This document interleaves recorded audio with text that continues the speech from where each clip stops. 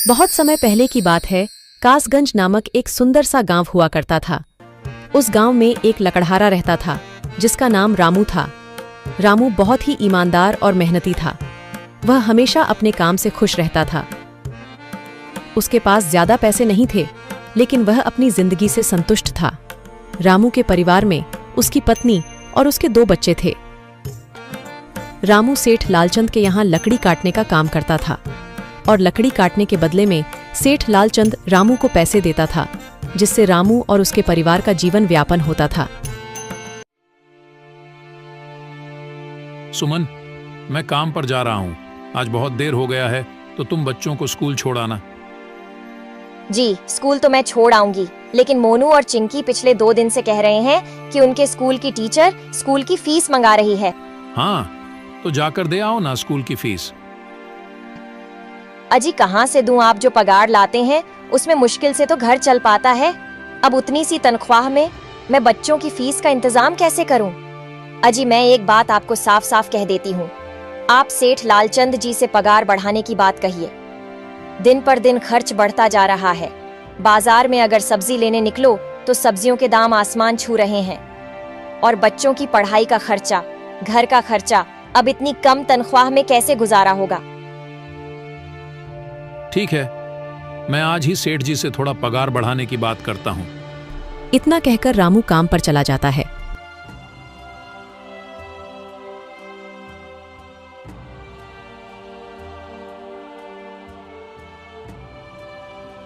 अरे भाई, आज तो पगार का दिन है। देखो, अब यह सेठ लालचंद कोई ना कोई लोचा जरूर करेगा।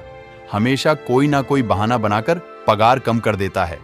और अगली बार तो मेरी आधी पगार काट ली थी, यह कहकर कि जो मैंने लालचंद जी से 200 रुपए उधार लिए थे उसका ब्याज बढ़कर 1000 रुपए हो गया है। इसलिए मैं तुम्हारी पगार में से 1000 रुपए काट रहा हूँ। हाँ हरिया भाई, तुम एकदम ठीक कह रहे हो। ये सेठ लालचंद ना एक नंबर का चालाक और लालची इंसान है। एक तो दुगुना काम ले लेता है और बदले में पैसे भी पूरे नहीं देता। हाँ भाई, मेरे भी अगली बार सेठ लालचंद ने पगार काट लिए थे। मैंने बस 2 छुट्टी ली थी जब मेरी बिटिया बहुत बीमार थी, और इस लालचंद ने इस बात का फायदा उठाकर मेरी पूरी आधी पगार काट ली। हे भगवान, बस सेठ जी इस बार मेरी पूरी पगार दे दें। बच्चों के स्कूल की फीस भी भरनी है। ऐसे सभी लकड़हारे अपने काम पर लग जाते हैं। काम करने के बाद वह सभी सेठ लालचंद के पास जाते हैं। सेठ जी, महीना पूरा हो गया है, हमें हमारी तनख्वाह दे दीजिए। देखो भाइयों, अभी मेरे पास तुम्हें देने के लिए पैसे नहीं है। अभी माल नहीं बिका है, सारा माल गोदाम में ही पड़ा हुआ है। कल या परसों तक तुम्हें तुम्हारी तनख्वाह मिल जाएगी। पर सेठ जी, अभी हमारे पास बिल्कुल पैसे नहीं बचे हैं। घर का भी सामान लाना है, बच्चों की फीस भरनी है। अरे मैंने कहा तो सही, 1-2 दिन और रुक जाओ, कल या परसों तक पैसे मिल जाएंगे। अभी मेरे पास पैसे नहीं है। सभी लकड़हारे निराश मन से अपने अपने घर आ जाते हैं। अजी क्या हुआ? इस बार कितना पगार मिला है? सुमन, अभी कोई पगार नहीं मिला। सेठ जी ने कहा है कि 1-2 दिन में पगार मिल जाएगा। पगार नहीं मिला? आपको तो पता है ना, बच्चों की फीस भरनी है। इनकी स्कूल टीचर ने आज साफ साफ चेतावनी दे दी है कि अगर कल फीस नहीं लाई तो बच्चों को घर पर ही बिठा लेना। अब बताओ मैं क्या करूं? मैं क्या करूं सुमन, ये सेठ जी समय पर कभी पैसे देते ही नहीं है। अब तो बस हम इंतजार के सिवा और कुछ नहीं कर सकते। 1-2 दिन की बात है, देख लेते हैं। ऐसे ही 2 दिन गुजर जाते हैं। 2 दिन बाद सेठ लालचंद सबको पगार देता है। अरे हरिया, ये ले अपनी इस महीने की पगार। सेठ जी, यह तो बस 2000 है। मैंने तो इस महीने 3000 तक का काम किया है। हाँ, काम तो किया है, लेकिन तूने 1-1 घंटे आराम भी तो किया है। ये पैसे उसी आराम के कांटे हैं। पर सेठ जी, आपने तो कहा था 8 घंटे काम के महीने में 3000 मिलेंगे, और मैंने तो 8 घंटे काम किया और 1 घंटे आराम। देख हरिया, मुझे ज्यादा हिसाब किताब न समझा। ये 2000 रख, अगर चाहिए तो, और अगर नहीं चाहिए तो कहीं और काम ढूंढ ले। बेचारे हरिया के पास उन पैसे को लेने की सिवाय और कोई रास्ता नहीं था। हरिया चुपचाप वह पैसे रख लेता है। रामू, ये लो तुम्हारे 2500 रुपए। पर सेठ जी, 2,500 क्यों, मेरे तो पूरे 3,000 बनते हैं ना। मैंने तो कोई छुट्टी भी नहीं की और ना ही कोई आराम। मैंने तो अपना सारा काम समय पर किया है। हाँ, समय पर तो किया है, पर इस समय बाजार में लकड़ियों का दाम काफी सस्ता हो गया है। इस वजह से अभी तुम्हें भी पगार कम ही मिलेगी जब तक लकड़ियों का दाम नहीं बढ़ता। पर सेठ जी, बात तो 3,000 की हुई थी ना। अब 2,500 में मैं कैसे घर चलाऊंगा? बच्चों की स्कूल की फीस भी भरनी है सेठ जी। इस बार आप पूरे पैसे दे दीजिए। 2,500 ही मिलेंगे तुझे। यहाँ काम करना है तो कर, वरना कहीं और काम ढूंढ ले। बेचारे हरिया के पास उन पैसे को लेने की सिवाय और कोई रास्ता नहीं था। अरे भाई, यह सेठ लालचंद एक नंबर का बेईमान इंसान है। सारे पैसे अपने जेब में भर लेता है और बहाने बनाता है कि लकड़ियों के दाम सस्ते हो गए हैं। देख लेना, हम गरीबों की किसी न किसी दिन इसे जरूर हाय लगेगी। नहीं हरिया, ऐसे नहीं कहते। वह हमारे अन्नदाता है। आखिर उन्हीं के वजह से तो हमारा घर चल रहा है। अरे काहे का अन्नदाता? काम के पूरे पैसे तो देता नहीं है। पूरे महीने मेहनत करके भी क्या मिलते हैं? बस ये 2,000 रुपए। इसमें घर खर्च कैसे चलाएं? ऐसे तो हम कभी तरक्की नहीं कर पाएंगे। और हम कर भी क्या सकते हैं हरिया? हमें लकड़ी काटने की सिवा और कोई काम कहाँ आता है? और कोई काम खोलना भी चाहे तो उसके लिए हमारे पास इतने पैसे कहाँ हैं? अब जो भी हो, हमारा तो बस ये सेठ लालचंद ही सहारा है ना। कुछ देर बातें करने के बाद सारे अपने घर की ओर निकल पड़ते हैं। जी आ गए आप। कितनी पगार मिला है? सुमन, इस बार सेठ जी ने बस 2,500 रुपए ही दिए हैं। बस 2,000? इतने में कैसे घर चलाएंगे? बच्चों की फीस में ही 1,000 रुपए निकल जाएंगे। फिर 1,500 में क्या क्या करेंगे? अब मैं क्या कहूँ सुमन, अब तुम्हें इसी में ही गुजारा करना होगा। तुम सबसे पहले बच्चों की फीस भर देना, इसके बाद बाकी का मैं देखता हूँ। अजी आप क्या देख लोगे? सेठ जी से पूरे पैसे तो मांगे नहीं गए आपसे? नहीं सुमन, मैंने सेठ जी से पैसों के लिए कहा था, पर सेठ जी ने साफ इनकार कर दिया और कहा, यह लेना है तो लो, वरना कहीं और काम ढूंढ सकते हो। मैं सोच रहा हूं कि लकड़ी काटने के बाद मैं कहीं और भी काम ढूंढ लूं। सेठ जी के यहां से काम करने के बाद मैं दूसरी जगह पर काम किया करूंगा, इससे कुछ ज्यादा आमदनी हो जाएगी। आज ही मैं सेठ जी के यहां पर काम करने के बाद और भी जगह काम ढूंढने जाऊंगा। इतना कहकर रामू काम पर निकल जाता है और जैसा कि रामू ने कहा था, वह लालचंद के यहाँ काम करने के बाद काम की तलाश में निकल जाता है। रामू पूरे गांव में काम ढूंढता है, दुकानों दुकानों पर जाकर लोगों से काम मांगता है, मगर हर जगह रामू को केवल निराशा ही हाथ लगती है। अंत में थक हार कर रामू वापस जाने लगता है। तभी वह देखता है कि अचानक बहुत सारे भैंसों का झुंड उसकी तरफ दौड़े आ रहा है। यह देखकर रामू बहुत डर जाता है। वह इधर उधर देखता है तो उसे एक गुफा दिखती है और वह गुफा में जाकर छुप जाता है। जब भैंसों का झुंड वहां से निकल जाता है तब रामू की जान में जान आती है। हे भगवान, आज तो बाल बाल बच गया मैं, वरना आज तो मैं इन भैंसों के पैरों तलों तो कुचला ही जाता। पर यह मैं कहां आ गया? रामू यह सब सोच ही रहा था कि तभी उसकी नजर गुफा में रखी एक टोकरी पर जाती है। रामू उस टोकरी के पास जाता है। ये कैसी गुफा है? ये कैसी टोकरी यहां पड़ी है?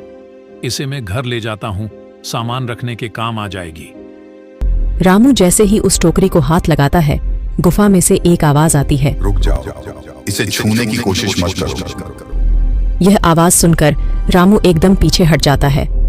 तभी गुफा में एक जिन्न प्रकट हो जाता है और वह रामू से कहता है, कौन हो तुम और मेरी गुफा में क्या कर रहे हो?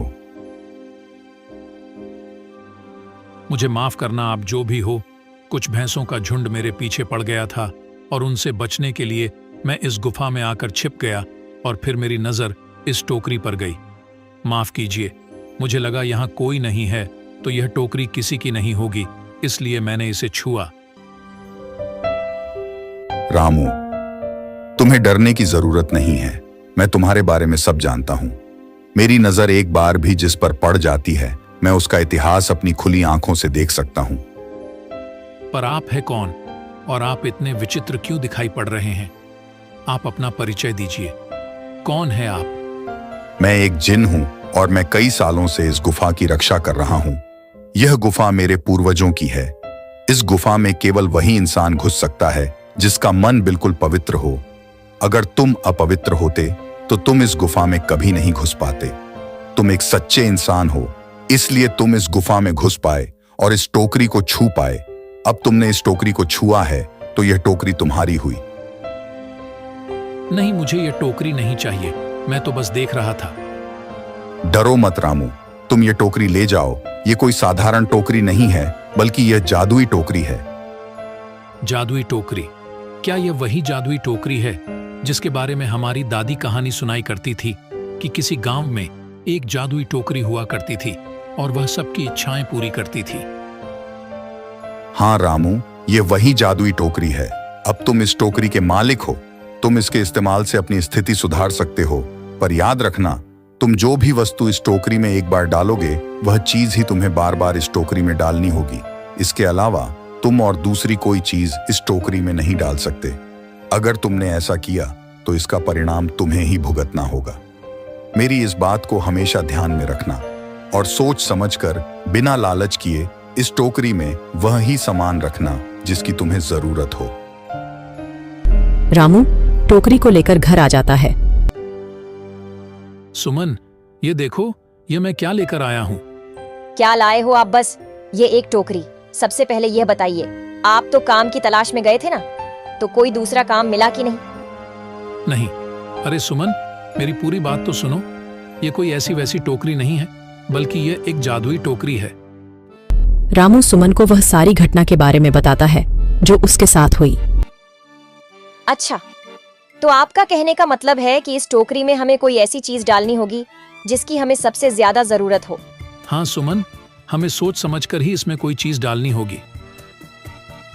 रामू थोड़ी देर सोचता है, फिर उसका ध्यान उन लकड़ियों पर जाता है जो एक बार उसने सुमन को रखने को दी थी। सुमन, यह लो। जब मैं आज लकड़ी काट रहा था तो मुझे यह चंदन की लकड़ी मिली थी। इसे अपने पास संभाल कर रख लो, कभी जरूरत पड़ी तो हम इसका इस्तेमाल करेंगे। सुमन, तुम्हें याद है, एक बार मैं जंगलों में लकड़ियां काटने गया था तो मुझे एक चंदन की लकड़ी मिली थी और वह मैंने तुम्हें लाकर दे दी थी। हाँ, दी तो थी। तो तुम उस लकड़ी को ले आओ। हम उस चंदन की लकड़ी को ही इसमें डालेंगे और उस लकड़ी से अपना एक व्यापार शुरू करेंगे। सुमन चंदन की लकड़ी को ले आती है और उसे टोकरी में डाल देती है। वह जैसे ही चंदन की लकड़ी उस टोकरी में डालते हैं, उसमें कई सारी लकड़ियां आ जाती हैं। अरे वह, यह तो चमत्कार ही हो गया। ये देखिए, कितनी सारी चंदन की लकड़ियां हो गई। अगर आप इसको बेचेंगे तो इससे काफी अच्छे पैसे मिलेंगे। हाँ राधा, मैं कल सुबह बाजार जाकर इनको बेच आऊंगा और जो पैसे मिलेंगे उससे हम अपने मोनू और चिंकी के स्कूल की फीस भर देंगे और बाकी बचे पैसों को संभाल कर रख लेंगे। अगले दिन रामू लालचंद सेठ के यहाँ काम पर न जाकर चंदन की लकड़ियों को बेचने के लिए बाजार की ओर निकल पड़ता है। वहां पर रामू चंदन की लकड़ियों को बहुत ही कम दामों में बेचा, जिसकी वजह से आम लोगों के साथ साथ बड़े व्यापारियों ने भी रामू से चंदन की लकड़ियां खरीदी। लकड़ियों को बेचकर रामू को काफी अच्छे पैसे मिले। पैसों को लेकर चंदन घर आ जाता है।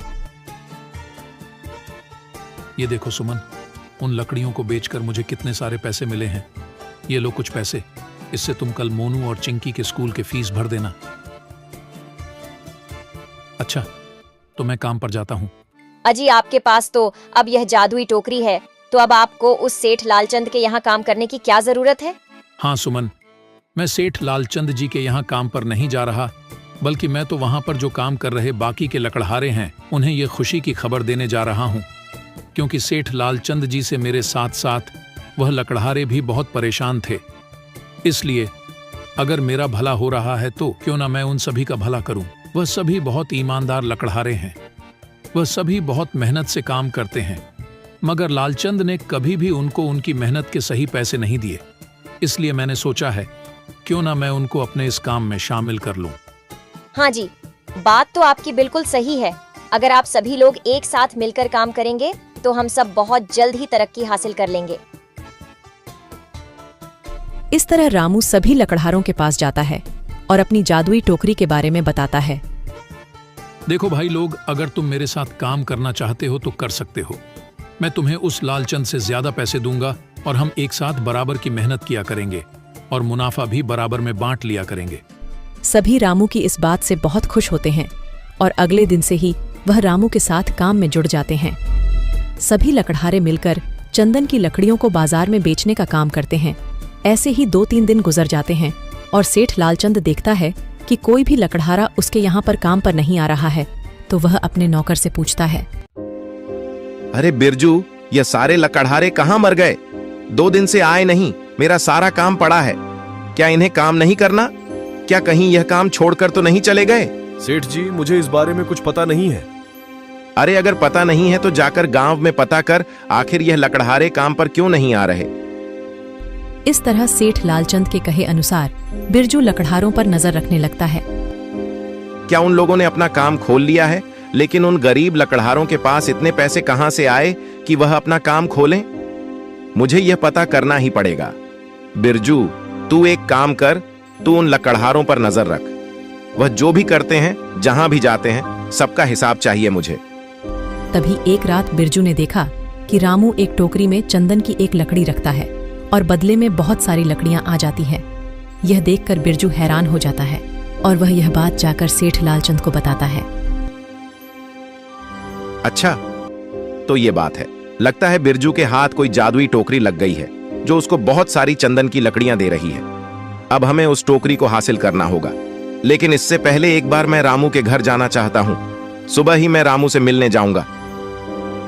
ऐसा सोचकर अगले दिन सुबह सेठ लालचंद रामू के घर जाता है। रामू, क्या हुआ? तुम काफी दिनों से काम पर नहीं आ रहे। वह सेठ जी, मैंने अपना काम खोल लिया है तो अब मैं वही करता हूँ। अच्छा, पर यह तो बता, तूने अपना काम खोला कैसे और तेरे पास पैसे कहां से आए? वह सेठ जी, हमने कुछ पैसे बचा रखे थे, उसी से हमने अपना नया काम खोला है। यह रामू बहुत चालाक है। यह मुझे ऐसे उस जादुई टोकरी के बारे में नहीं बताएगा। लगता है इसकी जादुई टोकरी चुरानी ही पड़ेगी। इस तरह अगली रात में सेठ लालचंद रामू के घर में चुपके से पहुंच जाता है और उस जादुई टोकरी को चुराकर अपने घर आ जाता है। ओ बिरजू, तूने सही से देखा था ना कि इस टोकरी में जो भी चीज डालो वह बहुत सारी हो जाती है। हाँ सेठ जी, मैं बिल्कुल यही देखा था। अच्छा, तो यहीं रुक, मैं कुछ लाता हूं। जैसे ही सेठ लालचंद टोकरी में सोने का सिक्का डालता है, उसके ऊपर बहुत सारे पत्थरों की बारिश होने लगती है। पत्थरों की वजह से लालचंद बहुत बुरी तरह से घायल हो जाता है और मैं वहीं बेहोश हो जाता है। यह देखकर बिरजू भी वहां से भाग जाता है। अगले दिन जब सुबह होती है तो रामू अपनी जादुई टोकरी को ढूंढता है, मगर उसे वह टोकरी कहीं नहीं मिलती। सुमन, जादुई टोकरी कहाँ गई? हमने यहीं पर तो रखी थी। पता नहीं जी, यहीं पर टोकरी रखी थी, पर अचानक से कहाँ चली गई? वो लगता है किसी ने हमारी टोकरी को चुरा लिया। अभी तो हमने ठीक से व्यापार शुरू भी नहीं किया था और वह टोकरी चोरी हो गई। हम फिर से गरीब हो गए। वे लोग इतनी बातें कर ही रहे थे कि तभी वह जादुई जिन उनके घर में प्रकट हो जाता है और उसके पास उसके हाथ में वही जादुई टोकरी थी। रामू, ये लो तुम्हारी जादुई टोकरी। ये सेठ लालचंद ने तुम्हारे घर से चोरी कर ली थी और इसको चोरी करने का दंड उसे मिल चुका है। उसे अपने जीवन का सबसे अच्छा सबक मिला होगा। अब वो इस टोकरी को दोबारा चुराने की हिम्मत नहीं करेगा। अब तुम इस टोकरी का दोबारा इस्तेमाल कर सकते हो और अपने जीवन को सुधार सकते हो। इतना कहकर वह जिन वहां से चला जाता है। रामू ने उस टोकरी की मदद से दिन दोगुनी रात चौगुनी तरक्की की और साथ ही साथ अपने लकड़हारे दोस्तों की भी काफी मदद की। उन सभी लकड़हारों की जिंदगी काफी सुधर गई थी। अब वह सभी एक व्यापारी बन चुके थे और बहुत अच्छे से अपना जीवन व्यापन कर रहे थे।